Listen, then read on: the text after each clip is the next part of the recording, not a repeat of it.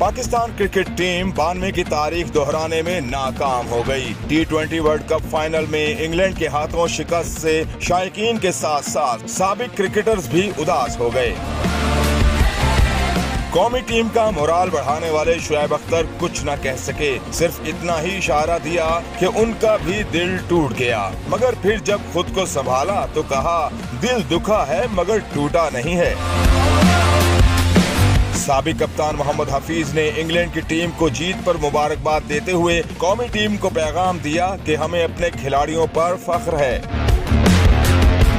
Boom boom Afridi ने बुरी batting को हार की वजह करार दिया। ट्विटर पैगाम में कहा कि बैटिंग साइड ने एक ऐसा गड्ढा खोद दिया जिसे दुनिया की बेहतरीन बॉलिंग भी नहीं भर सकती, लेकिन टीम के खिलाड़ियों का मोराल भी बढ़ाया।